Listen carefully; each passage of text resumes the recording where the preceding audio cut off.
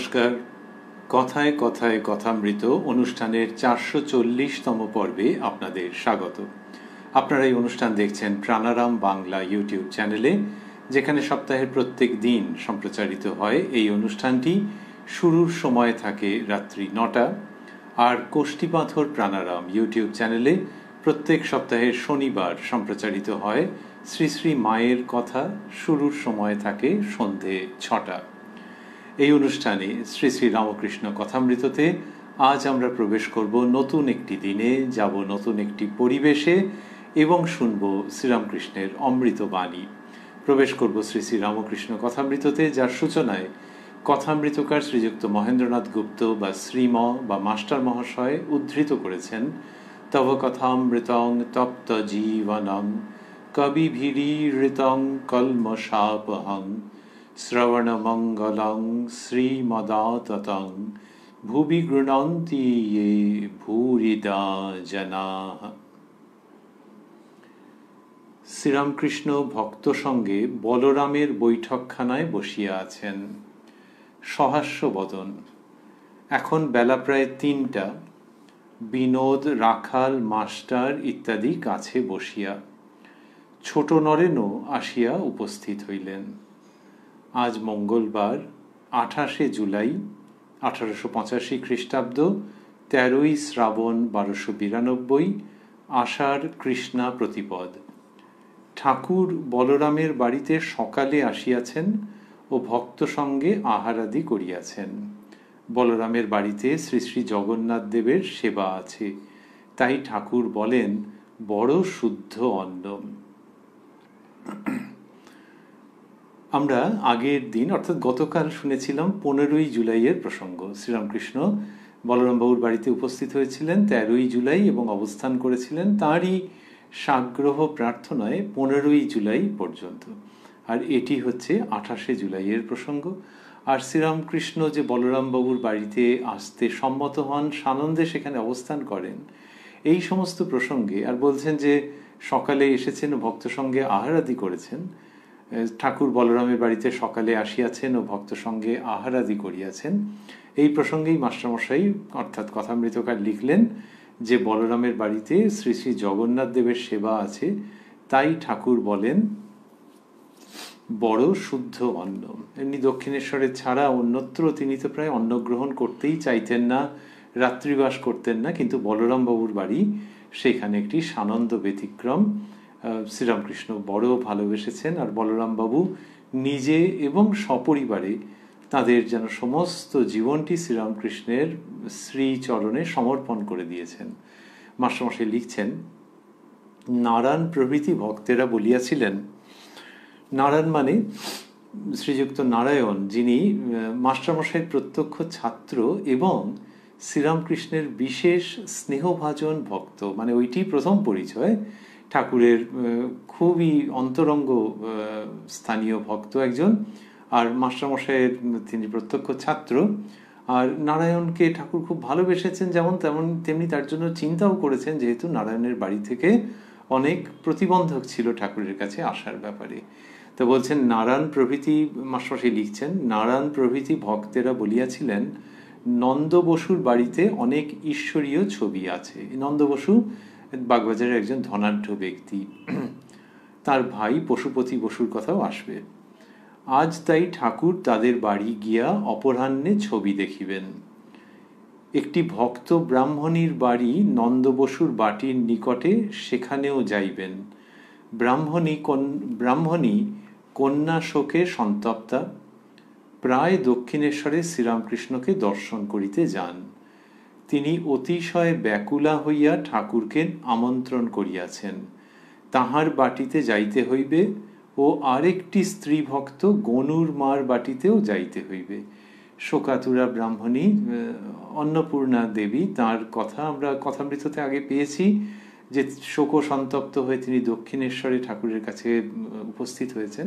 তো আজকে তাঁর বাড়িতে যাবেন, এটি মাস্টারমশাই বলছেন, এবং গনুর মার বাড়িতেও তিনি শুভ পদার্পণ করবেন।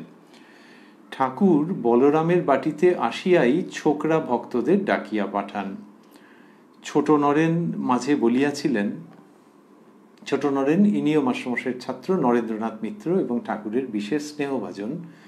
ছোট নরেন মাঝে বলিয়াছিলেন, আমার কাজ আছে বলিয়া সর্বদা আসিতে পারি না, পরীক্ষার জন্য পড়া ইত্যাদি।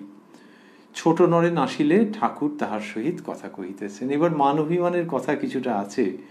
ওই যে আমরা আগেও দেখেছি একাধিক পর্বে যে ঠাকুরের এই কম বয়সী বালক তরুণ ভক্ত, তাদের জন্য কি আকুতি অনুরাগ, এই জন্যে যে তারা শুদ্ধ ভক্ত, তাদের ভেতরে এখনো সংসার ঢোকেনি, তাদের ভেতরে তিনি অমিত সম্ভাবনা দর্শন করছেন, সেইখান থেকে তাদের ভালোবাসা। তাই এখানে ছোট নরেন ওইসব বলেছিলেন। মাস্টারমশাই কথামৃতকার এত সুন্দরভাবে লিখে দিয়েছেন যে ছোট নরেনের সঙ্গে যে কথাবার্তা হচ্ছে সেইটার জন্য একটু খেই ধরিয়ে দিয়েছেন যে কি হয়েছিল যার জন্য ঠাকুর এরকমভাবে কথা বলছেন। ওই বললেন যে ছোট নরেন মাঝে বলিয়াছিলেন, আমার কাজ আছে বলিয়া সর্বদা আসিতে পারি না, পরীক্ষার জন্য পড়া। ঠাকুরের একটু কষ্ট লেগেছে আর কি, যে পরীক্ষার জন্য তো পড়বেই কিন্তু আসতে পারে না ছেলেটা, এইরকম একটা মান অভিমানের ব্যাপার আছে। শ্রীরামকৃষ্ণ ছোট নরেনকে, তোকে ডাকতে পাঠাই নাই। ছোট নরেন হাসিতে হাসিতে, তার কি হবে? শ্রীরামকৃষ্ণ, তা বাপু তোমার অনিষ্ট হবে, অবসর হলে আসবে। মাস্টারমশাই লিখছেন, ঠাকুর যেন অভিমান করিয়া এই কথাগুলি বলিলেন। এই নানান রকম ভাবে কোথাও জোর করেছেন, অনুরোধ করেছেন, আবার কোথাও অভিমান করেছেন যে না তোমার অবসর হলে আসবে, থাক আসতে হবে না। ওই উদ্দেশ্য হচ্ছে যে সব দিকটা যতটা পারে বজায় রেখে আসুক, না এলে কি ক্ষতি হবে। আসলে তাদের ক্ষতি কি? তাদের ইহকাল পরকালের সর্বশ্রেষ্ঠ বস্তু লাভ হবে, কিন্তু সেই বয়সে তারা এবং সমাজ পরিপার্শ্ব সব সময় তো সেইভাবে করে সাড়া দিয়ে উঠতে পারছেন না। তো সেইখানে ঠাকুরের এইরকম উক্তি। এইবারে তিনি যাবেন নন্দ বসু মহাশয়ের ওখানে। মাস্টারমশাই লিখছেন, পালকি আসিয়াছে, ঠাকুর শ্রীযুক্ত নন্দ বসুর বাটিতে যাইবেন। ঈশ্বরের নাম করিতে করিতে ঠাকুর পালকিতে উঠিতেছেন। পায়ে কালো বার্নিশ করা চটি জুতা, পায়ে কালো বার্নিশ করা চটি জুতা, পরনে লাল ফিতাপাড় ধুতি, উত্তরীয় নাই। জুতা জোড়াটি পালকির এক পাশে মণি রাখলেন। পালকির সঙ্গে সঙ্গে মাস্টার যাইতেছেন। ক্রমে পরেশ আসিয়া জুটিলেন। নন্দবসুর গেটের ভিতর পালকি প্রবেশ করিল। ক্রমে বাটির সম্মুখে প্রশস্ত ভূমি পার হইয়া পালকি বাটিতে আসিয়া উপস্থিত হইল। গৃহস্বামীর আত্মীয়গণ আসিয়া ঠাকুরকে প্রণাম করিলেন। ঠাকুর মাস্টারকে চটি জুতা জোড়াটি দিতে বলিলেন। পালকি হইতে অবতরণ করিয়া উপরের হলঘরে উপস্থিত হইলেন। অতি দীর্ঘ ও প্রশস্ত হলঘর, দেবদেবীর ছবি ঘরের চতুর্দিকে। গৃহস্বামী ও তাহার ভ্রাতা পশুপতি ঠাকুরকে সম্ভাষণ করিলেন। ক্রমে পালকির পশ্চাৎ পশ্চাৎ আসিয়া ভক্তেরা এই হলঘরে জুটিলেন। গিরিশের ভাই অতুল আসিয়াছেন। প্রসন্নের পিতা শ্রীযুক্ত নন্দ বসুর বাটিতে সদা সর্বদা যাতায়াত করেন, তিনিও উপস্থিত আছেন। ঠাকুর শ্রীরামকৃষ্ণ এইবার ছবি দেখিতে গাত্রোত্থান করিলেন। সঙ্গে মাস্টার ও আরো কয়েকজন ভক্ত। গৃহস্বামীর ভ্রাতা শ্রীযুক্ত পশুপতিও সঙ্গে সঙ্গে থাকিয়া ছবিগুলি দেখাইতেছেন। ঠাকুর প্রথমেই চতুর্ভুজ বিষ্ণুমূর্তি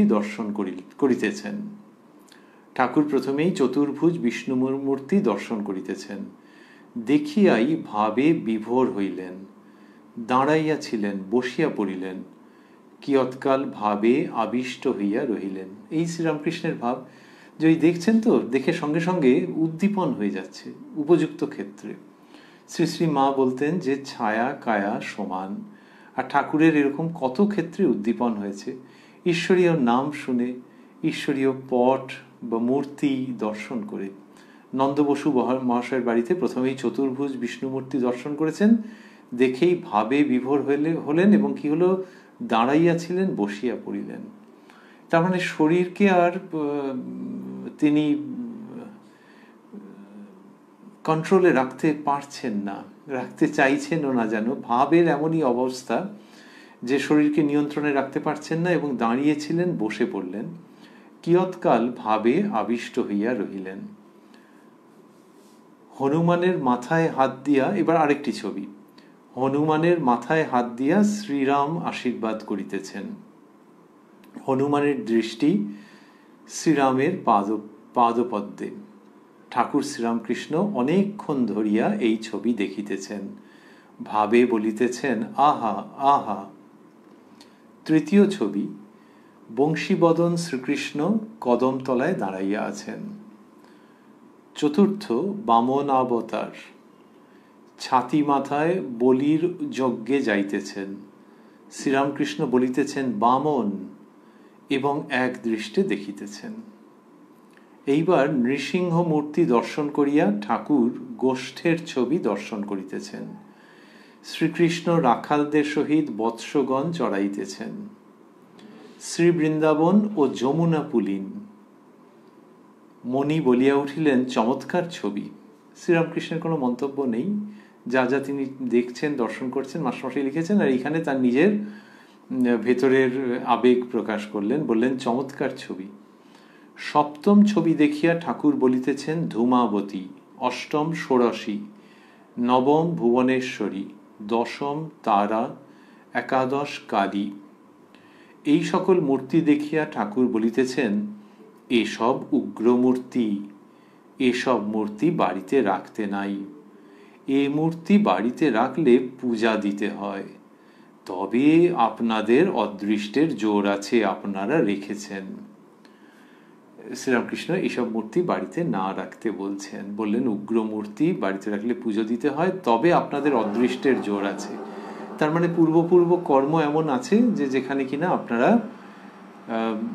ঠিক আছেন, আপনাদের কোনো ত্রুটি হচ্ছে না, কিন্তু গৃহস্থদের সাধারণত না রাখাই ভালো, এইটি বলছেন। মাস্টারমশাই লিখছেন, শ্রী শ্রী অন্নপূর্ণা দর্শন করিয়া ঠাকুর ভাবে বলিতেছেন, বাহ বাহ। তারপর রাই রাজা নিকুঞ্জবনে সখী পরিবৃতা সিংহাসনে বসিয়া আছেন। শ্রীকৃষ্ণ কুঞ্জের দ্বারে কোটাল সাজিয়া বসিয়া আছেন। তারপর দোলের ছবি। ঠাকুর অনেকক্ষণ ধরিয়া এর পরের মূর্তি দেখিতেছেন। গ্লাস কেসের ভিতর বিনা পানির মূর্তি, মানে মা সরস্বতীর কথা হচ্ছে। দেবী বিনা হস্তে মাতোয়ারা হইয়া রাগ রাগিনী আলাপ করিতেছেন। ছবি দেখা সমাপ্ত হইল। ঠাকুর আবার গৃহস্বামীর কাছে আসিয়া উপস্থিত হইলেন। দাঁড়াইয়া দাঁড়াইয়া গৃহস্বামীকে বলিতেছেন, আজ খুব আনন্দ হলো। বাহ, আপনি তো খুব হিন্দু। ইংরাজি ছবি না রেখে যে এই ছবি রেখেছেন, খুব আশ্চর্য। ইংরেজি ছবি মানে সাধারণ আর কি, যে মানে অনেক সময় থাকে তো নানান রকম পোজে, নানান মডেল, এইসব, তা ওই রকমভাবে রাখেননি। শ্রীরামকৃষ্ণ অনেক সময় বলছেন যে কুইনের ছবি, তো এগুলো রাখেননি তিনি, এটা ঠাকুর বলছেন। এবং বলছেন, বাহ, আপনি তো খুব হিন্দু, ইংরেজি ছবি না রেখে যে এই ছবি রেখেছেন, খুব আশ্চর্য। মানে এখনকার দিনে এরকম আছে যে ওইসব না রেখে যার শখ আছে সে শুধু এইসব ছবি রেখেছে, এটা ঠাকুর বলছেন। শ্রীযুক্ত নন্দ বসু বসিয়া আছেন। তিনি ঠাকুরকে আহ্বান করিয়া বলিতেছেন, বসুন, দাঁড়িয়ে রইলেন কেন? শ্রীরামকৃষ্ণ বসিয়া, এ পটগুলো খুব বড় বড়, তুমি বেশ হিন্দু। নন্দ বসু, ইংরাজি ছবিও আছে। শ্রীরামকৃষ্ণ সহাস্যে, সেসব অমন নয়, ইংরাজির দিকে তোমার তেমন নজর নাই। ওই শ্রীরামকৃষ্ণ বুঝছেন মনোভাব নন্দবাবুর, নন্দলাল বসু মহাশয়ের, যে ইংরেজি ছবি আছে তিনি বললেন, কিন্তু তোমার এই দিকে নজর, সেটা শ্রীরামকৃষ্ণ বুঝতে পারছেন যে মূল মনোযোগ এই দিকে। তারপর মাস্টারমশাই লিখছেন, ঘরের দেওয়ালের উপর শ্রীযুক্ত কেশব সেনের নববিধানের ছবি টাঙানো ছিল। শ্রীযুক্ত সুরেশ মিত্র ওই ছবি করাইয়াছিলেন। সুরেশ মিত্র মানে সুরেন্দ্রনাথ মিত্র। শ্রীরামকৃষ্ণ তাকে কখনো কখনো সুরেন্দর, কখনো সুরেশ এরকম বলেছেন। মাস্টারমশাই লিখলেন সুরেশ মিত্র, ওই ঠাকুরের কথাগুলি তার কানে এবং মনের মধ্যে ঢুকে আছে। শ্রীযুক্ত সুরেশ মিত্র, মাস্টারমশাই লিখছেন, শ্রীযুক্ত সুরেশ মিত্র ওই ছবি করাইয়াছিলেন। তিনি ঠাকুরের একজন প্রিয় ভক্ত। ওই ছবিতে পরমহংসদেব কেশবকে দেখাইয়া দিতেছেন ভিন্ন পথ দিয়া সব ধর্মাবলম্বীরা ঈশ্বরের দিকে যাইতেছেন, গন্তব্যস্থান এক, শুধু পথ আলাদা। এটি বলছেন মাস্টারমশাই লিখছেন যে সুরেন্দ্রের পট বলে বিখ্যাত, তা সেটি কথা হচ্ছে এবং সেখানে ঠাকুর পরমহংসদেবকে দেখাচ্ছেন, বিভিন্ন ধর্মাবলম্বীরা দেখিয়ে দাঁড়িয়ে আছেন, অনেকেই দেখেছেন, হয়তো সকলেই দেখেছেন সেই পটের ছবি, ইন্টারনেটেও আছে কত জায়গায়। তো ভিন্ন পথ দিয়া সব ধর্মাবলম্বীরা, ওই ছবিতে পরমহংসদেব কেশবকে দেখাইয়া দিতেছেন ভিন্ন পথ দিয়া সব ধর্মাবলম্বীরা ঈশ্বরের দিকে যাইতেছেন, গন্তব্যস্থান এক, শুধু পথ আলাদা। শ্রীরামকৃষ্ণ ও যে সুরেন্দ্রের পট দেখে চিনতে পেরেছেন। আর তার আগে মাস্টারমশাই লিখলেন শ্রীযুক্ত কেশব সেনের নববিধানের ছবি টাঙানো ছিল। কেশবচন্দ্র সেন মহাশয় ব্রাহ্ম সমাজের বিরাট বড় নেতা, তিনি নববিধানের প্রচলন করেছিলেন। তো সেই ভাবের মানুষজন তারা ওই ছবি দেখেছেন এবং মাস্টারমশাই লিখলেন যে শ্রীযুক্ত সুরেশ মিত্র ওই ছবি করাইয়াছিলেন। তাহলে সুরেনবাবু বা সুরেন্দ্রনাথ মিত্র মহাশয় করিয়েছেন এবং কেশববাবুর এই নববিধানের ছবি এইটি বলছেন মাস্টারমশাই। তা শ্রীরামকৃষ্ণ যখন বললেন ও যে সুরেন্দ্রের পট, তখন প্রসন্নের পিতা, মাস্টারমশাই লিখছেন প্রসন্নের পিতা সহাস্যে, আপনিও ওর ভিতর আছেন। ঠাকুর তো মধ্যমণি হয়ে আছেন, তা ঠাকুর যেহেতু বলেছেন ও যে সুরেন্দ্রের পট, মানে ওই পটেরই গুরুত্ব। তা তখন প্রসন্নের পিতা তিনি সহাস্যে বলছেন আপনিও ওর ভিতর আছেন। শ্রীরামকৃষ্ণ সহাস্যে, ওই একরকম, ওর ভিতর সবই আছে, ইদানিং ভাব। ওই যে ইদানিং ভাব, এই কথা দুটিকে মাস্টারমশাই স্থূলাক্ষরে দিয়েছেন। আর শ্রীরামকৃষ্ণ বলছেন ওই একরকম, ওই তার নিজের কথা এসছে তো, তখন এইসব ক্ষেত্রে ঠাকুর শ্রীরামকৃষ্ণ খুব বেশি এগোতে দিতেন না প্রসঙ্গটাকে। ওই একরকম, ওর ভিতর সবই আছে, ইদানিং ভাব। এই যে বলছেন ওর ভিতর সবই আছে, দুটো মানে হতে পারে। একটা হচ্ছে যে ওই পটের ভিতর সবই আছে, যে আমাকেও দেখছো আর সব ধর্মাবলম্বীরা সবই আছে, ইদানিং ভাব। তাহলে এই একটা মানে হতে পারে। আরেকটা হচ্ছে যে ঠাকুরের যে ছবি, ওই যে বললেন আপনিও ওর ভিতর আছেন, এবার এই যে ঠাকুরের যে ছবি দেখতে পাওয়া যাচ্ছে তার ভিতর সবই আছে, ইদানিং ভাব। এই ইদানিং ভাব শব্দ দুটি আবার মাস্টারমশাই স্থূলাক্ষরে দিয়েছেন। তাহলে আগেকার যদি মানেটা হয় যে ওই ছবির মধ্যে সকলেই আছেন, ইদানিং ভাব, তাহলে ইদানিং ভাব মানে আজকাল এইসব ভাব, এই কথাটাকে খুব একটা মানে প্রতিষ্ঠা করা যাবে না। কারণ সেই সময় আমরা রয়েছি কবে, আমরা রয়েছি 1885 28শে জুলাইয়ের প্রসঙ্গে। সেই সময় অত ধর্ম সমন্বয় নিয়ে তো কথা হতো না, নিজের নিজের ধর্ম, আবার একটা সম্প্রদায় থেকে আরো অন্যান্য সম্প্রদায়, শাখা প্রশাখা, সেখানে ধর্ম সমন্বয়ের কথা খুব একটা শোনা যেত না। তাই ইদানিং ভাব বললে ওই দিক দিয়ে খুব একটা মেলানো যাবে না। কিন্তু অন্য অর্থটি যদি ভাবা যায় যে ওর ভিতর সবই আছে, ইদানিং ভাব, তাহলে অনেকটা কাছাকাছি চলে আসবে বা বুঝতে সহায়তা হবে যে ওর ভিতর মানে যে শ্রীরামকৃষ্ণের যে ছবি সেইটির ভিতর। শ্রীরামকৃষ্ণের নিজের যখন ফটোগ্রাফ তোলা হয়েছিল, ভক্ত সন্তানেরা জোর করে আগ্রহ করে তুলিয়েছিলেন ঠাকুর শ্রীরামকৃষ্ণের সুখাসনে বসা সেই ছবি, যেটি পুজো হয়, পূজিত হয় যে মূর্তি, সেই ছবি। তো শ্রীরামকৃষ্ণ যখন সেই ছবি যখন প্রিন্ট হয়ে এসেছিল তখন দেখে বলেছিলেন যে কালে এই ছবি ঘরে ঘরে পুজো হবে। অর্থাৎ যেন ওই ছবির মধ্যে যিনি আছেন তাকে দেখতে পাচ্ছেন, তা নাহলে তো তিনি নিজের সম্বন্ধে কিছু তো নেই। আগের পর্বে আমরা শুনে এসেছি যে তিনি বলছেন যখন ভাব হতো তখন পেটের ব্যামো খুব বেড়ে যেত। তার মানে ওই ভাবের জগতেই তিনি থাকতেন, আর শরীর সবসময় সহায়তা করতো না, তো শরীর নেহাতি গৌণ। তো সেই তিনি নিজের ছবির সম্পর্কে আলাদাভাবে কিন্তু ছবির মধ্যে শ্রীরামকৃষ্ণ বলতেন দেহ একটি, দেহি আরেকটি, দেহ ও দেহি। তো ওই ছবির মধ্য দিয়ে যার আভাস, যার প্রকাশ, সেই তার সম্বন্ধে বলেছেন এই ছবি কালে ঘরে ঘরে পুজো হবে। সেটি বলেছেন, সেটি যে কত বড় সত্য কালই তার সাক্ষ্য দিচ্ছে। আর এখানে বললেন ওর ভিতর সবই আছে, ইদানিং ভাব। এই যে ইদানিং ভাব বলা হচ্ছে, তার মানে এইটি হলো এই অবতারের ভাব। এই অবতারের মধ্যে এই ভাব সমন্বয়ের ভাব, যে সবই আছে। তাহলে সমন্বয়ের দুরকম মানে হতে পারে। একটা মানে হচ্ছে যে তিনি সব সমন্বিত করেছেন তার উক্তির দ্বারা, আরেকটি হচ্ছে তার মধ্যে সর্বভাব সমন্বিত হয়েছে। এই দ্বিতীয়টি এক্ষেত্রে প্রযোজ্য বেশি করে, যে ওর ভিতর সবই আছে ইদানিং ভাব। তাহলে এখন এই রকম ভাব, এটি প্রসন্ন, শ্রীযুক্ত প্রসন্নের পিতার ওই সহাস্য উক্তির উত্তরে শ্রীরামকৃষ্ণ করছেন। এই কথা বলিতে বলিতে হঠাৎ মাস্টারমশাই লিখছেন, এই কথা বলিতে বলিতে হঠাৎ ঠাকুর ভাবে বিভোর হইতেছেন, ঠাকুর জগন্মাতার সঙ্গে কথা কহিতেছেন। কি অপূর্ব! ওই যে বললেন ওর ভিতর সবই আছে ইদানিং ভাব, এটি বলবার পরেই হলো কি, ঠাকুর ভাবে বিভোর হইতেছেন, ঠাকুর জগন্মাতার সঙ্গে কথা কহিতেছেন। কিয়ৎক্ষণ পরে মাতালের ন্যায় বলিতেছেন, আমি বেহুশ হই নাই। কিরকম একটা অদ্ভুত, জগন্মাতার সঙ্গে কথা বলছেন তো, তারপর মাতালের মতো বলছেন যে আমি বেহুশ হই নাই। এরকম কেন বলছেন? আচ্ছা, এই যে বললেন মাস্টারমশাই প্রথমত যে ঠাকুর জগন্মাতার সঙ্গে কথা কহিতেছেন, তো ওই কথা তো কিছু দিলেন না।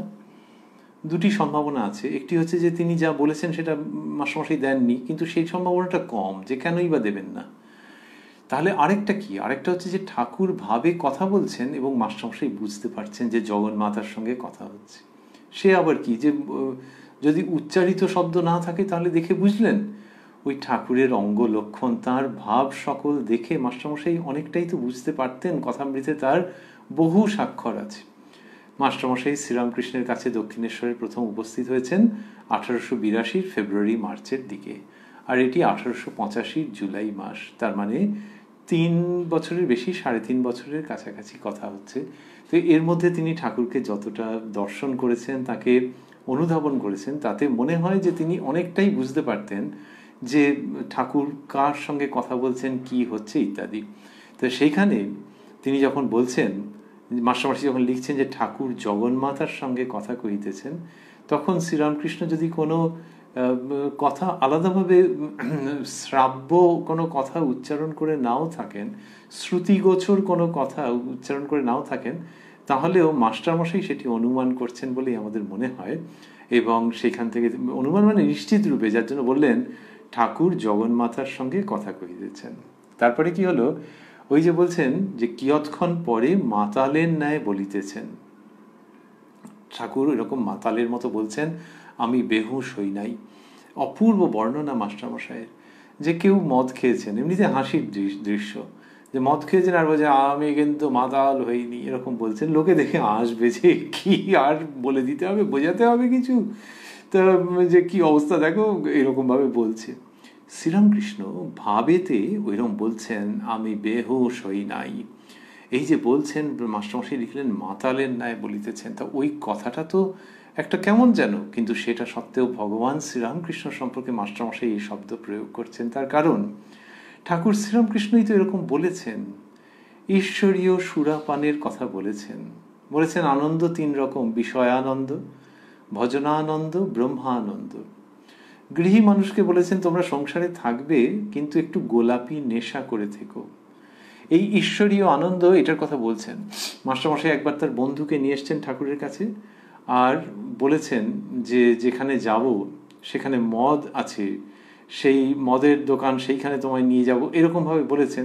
ঠাকুরের কাছে সেটা নিবেদন করলেন মাস্টারমশাই, আর ঠাকুর সেটা শুনে অল্প অল্প হাসতে লাগলেন, যে অনুমোদনের ভাব আছে, অর্থাৎ এও নেশা, কিন্তু এই নেশা ভগবত নেশা। শ্রীযুক্ত লাটু মহারাজজি, যিনি উত্তরকালে শ্রীমৎ স্বামী অদ্ভুতানন্দজি, তিনি এটি বলতেন যে ঠাকুর আমাদের নেশা ধরিয়ে দিয়েছেন। কোনো কোনো ভক্ত বলতেন মহারাজ নেশা, ঠাকুর উনি বলতেন তোমরা আচ্ছা বোকা আছো তো, তিনি ভগবানের নেশা ধরিয়ে দিয়েছেন। তো এই যে শ্রীরামকৃষ্ণ নিজে ওইভাবে থাকতেন, যার নেশা হয়েছে তার সঙ্গে তুলনা কোথায়?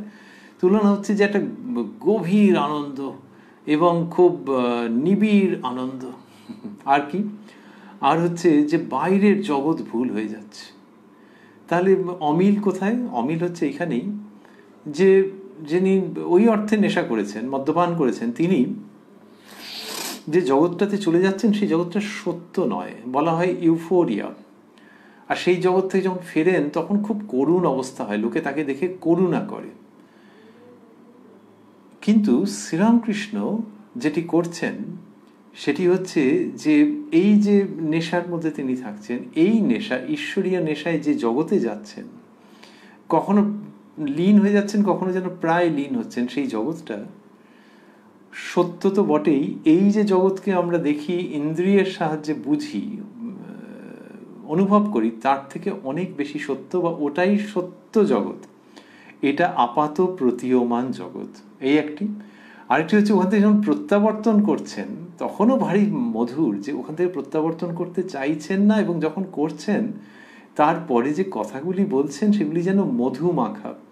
বোঝাই যাচ্ছে যে ইনি একটা অতীন্দ্রিয় আনন্দপূর্ণ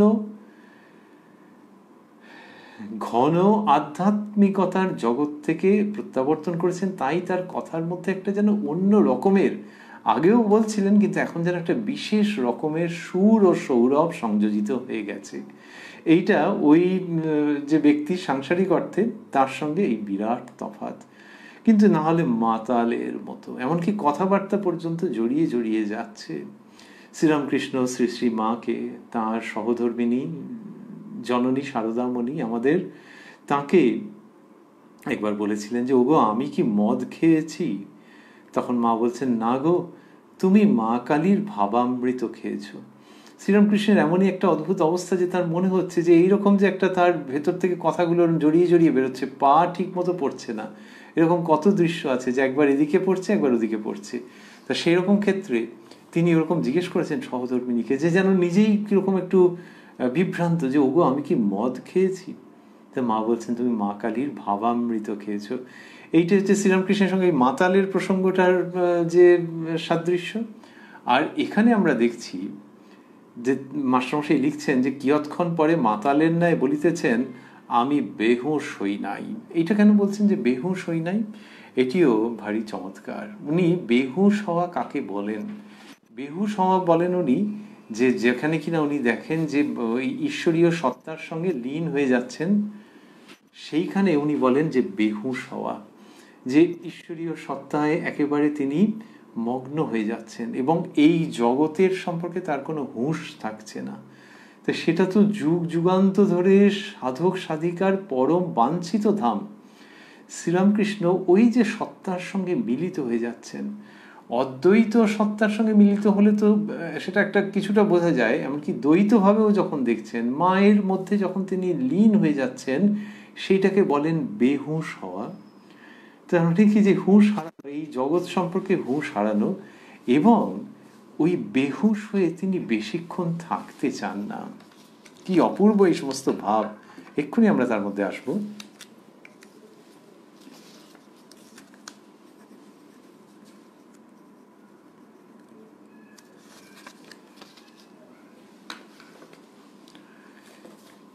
তিনি ওই ভাবের মধ্যে বেশিক্ষণ থাকতে চান না, তিনি এই জগতে আবার ফেরত আসতে চান।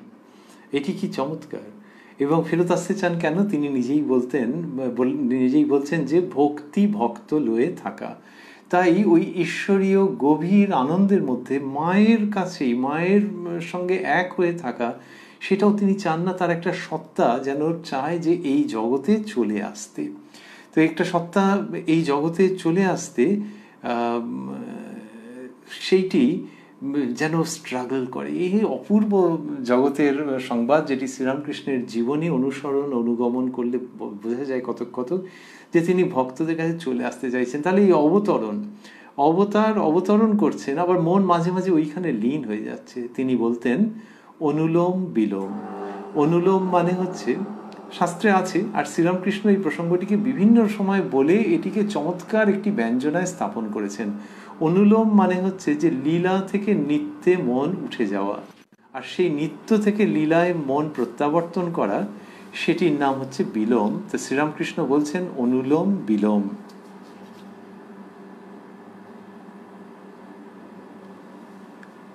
তো শ্রীরামকৃষ্ণ বলছেন অনুলোম বিলোম, এই কথাটি তিনি বলছেন।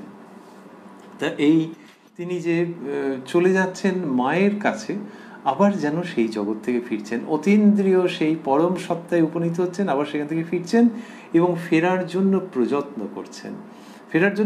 করছেন। যখন তখনই ওনার ওই ভাব যে আমি বেহুঁশ হতে চাই না। অন্যত্র আছে যে মায়ের কাছে এরকম নিবেদন করছেন যে মা আমায় বেহুশ করিসনি। পুনরায় আমরা স্মরণ করছি যে এই বেহুশ হওয়ার জন্যই কত শত সহস্র সাধক সাধিকা যুগ যুগান্তর ধরে সাধনা করেন, যে এই জগৎ ব্যাপার থেকে নিজেকে ছাড়িয়ে নিয়ে মুক্ত হয়ে সেই অভয় পদে লীন হয়ে যাওয়ার জন্য। তো শ্রীরামকৃষ্ণের ক্ষেত্রে তিনি অবতার, আবার যখন দেখা যাচ্ছে যে তিনি এই জগতের মধ্যে রয়েছেন, তখন যখন ওই সাধনার একটা ভাব যেন, মায়ের সঙ্গে সংযোগের একটা চেষ্টা যেন, শ্রীরামকৃষ্ণের সাধনার পর্ব আছে তো, সাধক ভাব আছে, তো সেটা দেখা যাচ্ছে মানুষের কল্যাণের জন্যই সেটি করছেন তিনি, কিন্তু 16 আনা করছেন যে এইরকম সাধক ভাব, সাধক জীবনে এরকম এরকম হয়ে থাকে, এক একজন এক এক রকম ভাবে এই পন্থা অবলম্বন করবে, আর তারপর করে তিনি সেই অভীষ্ট লক্ষ্যে উপনীত হয়েছেন। এইখানে আমরা দেখছি যে শ্রীরামকৃষ্ণকে যে সময় দেখছি, এটি 1885, তো এই সময় মন স্বতঃস্ফূর্তভাবেই সেই জগতে চলে যাচ্ছে, আর উনি যেন স্ট্রাগল করছেন সেই আনন্দপূর্ণ চিরবাঞ্ছিত ধাম থেকে আবার এই জগতে নেমে আসার জন্য, এবং সেটা নিজের ওপরেও মাঝে মাঝে বলছেন। এই 1885 28 জুলাই দেখছি নন্দলাল বসু মহাশয়ের বাড়িতে উপস্থিত হয়ে ওই কথায় কথায় যখন তিনি বললেন যে ইদানিং ভাব, বলতে বলতে ভাবে বিভোর হয়ে গেলেন এবং জগন্মাতার সঙ্গে কথা বলছেন, তারপর মাতালের মাস্টারমশাই লিখছেন ঠাকুর জগন্মাতার সঙ্গে কথা কহিতেছেন, তারপরে মাস্টারমশাই লিখছেন কিয়ৎক্ষণ পরে মাতালের ন্যায় বলিতেছেন আমি বেহুশ হই নাই। তার মানে এটা যেন নিজের ওপরে নিজে আরোপ করছেন যে এই মন তুমি বেহুশ হইও না, তুমি ওখানে চিরতরে লিপ্ত হয়ে থেকো না, অনেকক্ষণের জন্য লিপ্ত হয়ে থেকো না, এই ভক্তির জগতে এসো এসো এসো, আমি বেহুশ হই নাই। এটা শ্রীরামকৃষ্ণ বলছেন। এর মধ্যে অবতারের করুণা যেন শতধারে ঝরে পড়ছে, যে এই যে মানুষগুলো আজকে এখানে, তিনি ছবি দেখতে এসছেন, একটু বাদে নন্দবাবুর সঙ্গে পশুপতিবাবুর সঙ্গে কথা হবে, অন্য ভক্তরা শ্রবণ করবেন, এবং শ্রীরামকৃষ্ণের যে অমৃত বাণী সেটি শ্রী শ্রী রামকৃষ্ণ কথামৃতের মধ্য দিয়ে জগৎ জুড়ে প্রচারিত হবে।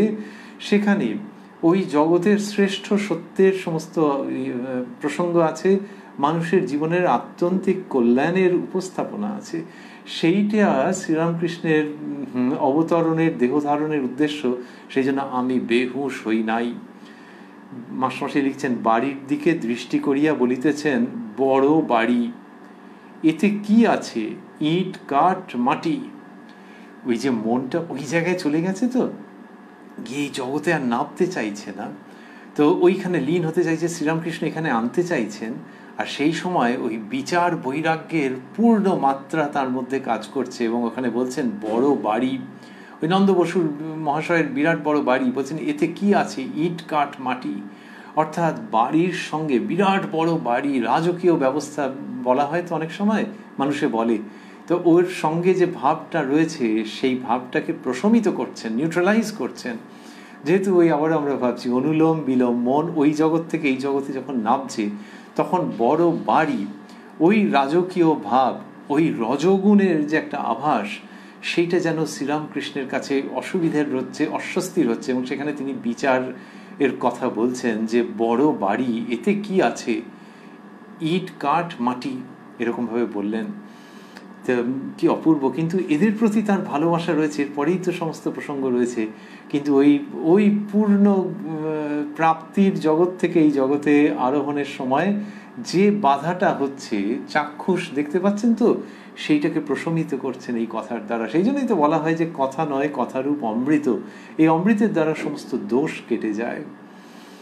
কিয়ৎক্ষণ পরে, মাস্টারমশাই লিখছেন কিয়ৎক্ষণ পরে বলিতেছেন ঈশ্বরীয় মূর্তি সকল দেখে বড় আনন্দ হলো। আবার বলিতেছেন উগ্রমূর্তি, কালী, তারা, মাস্টারমশাই বন্ধনীর মধ্যে দিয়েছেন সব শিবা মধ্যে শ্মশানবাসিনী, এসব ছবি রয়েছিল। রাখা ভালো নয়, রাখলে পূজা দিতে হয়। এটি বললেন যে উগ্রমূর্তি, কালী, তারা রাখা ভালো নয়, রাখলে পূজা দিতে হয়। পশুপতি সহাস্যে, নন্দবাবুর ভ্রাতা কথা বলছেন, পশুপতি সহাস্যে, তা তিনি যতদিন চালাবেন ততদিন চলবে। শ্রীরামকৃষ্ণ তা বটে, কিন্তু ঈশ্বরেতে মন রাখা ভালো, তাকে ভুলে থাকা ভালো নয়। এটি যে বলছেন এর একটি কারণ আছে।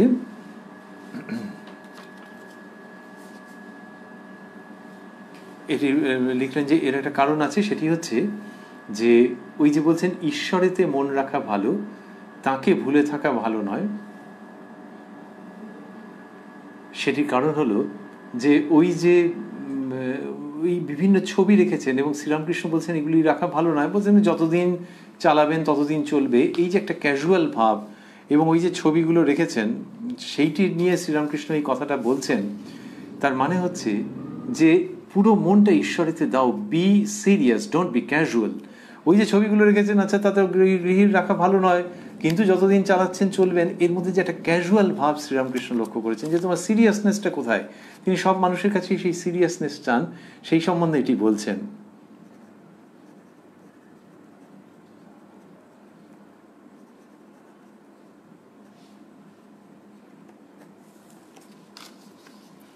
সেটি সম্বন্ধে এটি বলছেন যে তা বটে, কিন্তু ঈশ্বরেতে মন রাখা ভালো, তাকে ভুলে থাকা ভালো নয়। এই যে শ্রীরামকৃষ্ণ বলছেন, ঠিক জায়গাটিতে যে তিনি ধরেছেন বোঝা যায়। নাহলে তো হতো যে ওই যে বললে যে তা বটে কিন্তু ঈশ্বরের, পশুপতিবাবু সহস্রে বললেন যে তা তিনি যতদিন চালাবেন ততদিন চলবে, তাই ঈশ্বরের উপর একটা নির্ভরতার জায়গা আছে।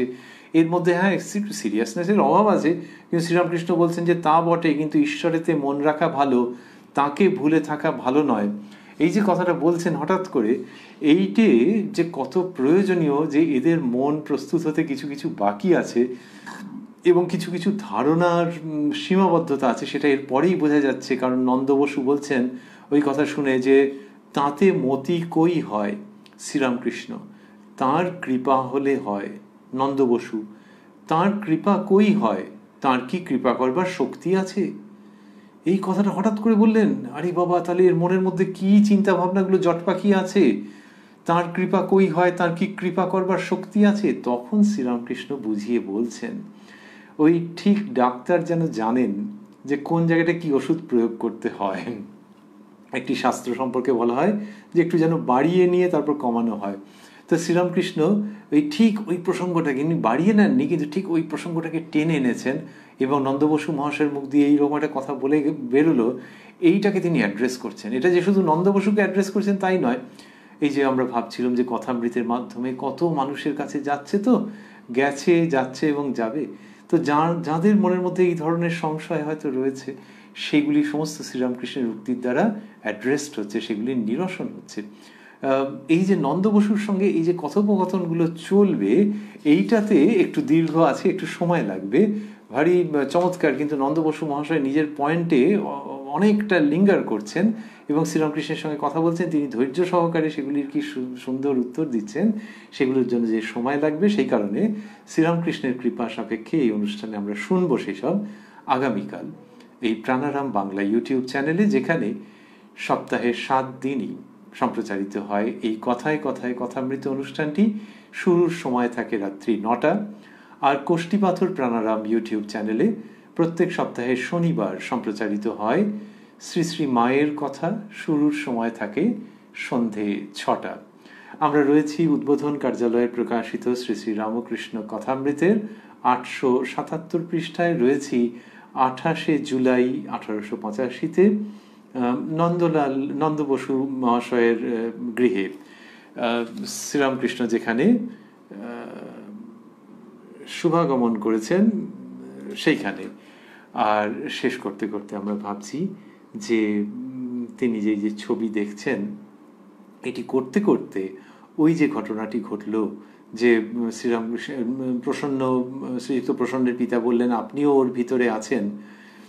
আমরা দেখছিলাম আজকে যে ঠাকুর ছবি দেখছিলেন নন্দবাবুর বাড়িতে, আর তার আগে আমরা দেখেছি যে শ্রীযুক্ত ছোট নরেন, তার সঙ্গে মান অভিমানের কথা হয়েছে যাতে ছোট নরেন ঠাকুরের কাছে একটু বেশি যান, এই ইচ্ছে আশা নিয়ে যেন ঠাকুর কি সুন্দর মিষ্টি করে তার সঙ্গে কথা বলছিলেন অভিমানের ভঙ্গিতে।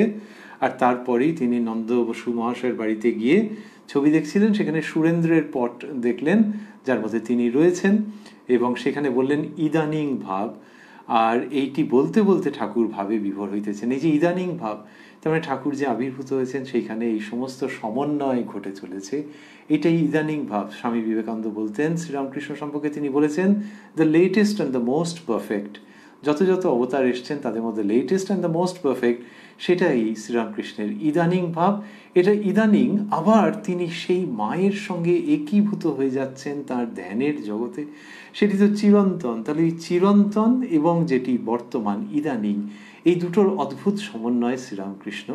ইদানিং যার মধ্যে সেই চিরন্তনতা রয়েছে, সেই মা যেন এই জগতের সমন্বয়ের মহাবাণী প্রচার করবেন বলে শ্রীরামকৃষ্ণকে অবলম্বন করে সেই বার্তা প্রদান করছেন, যেটি আমরা পাচ্ছি শ্রী শ্রী রামকৃষ্ণ কথামৃতের মধ্য দিয়ে।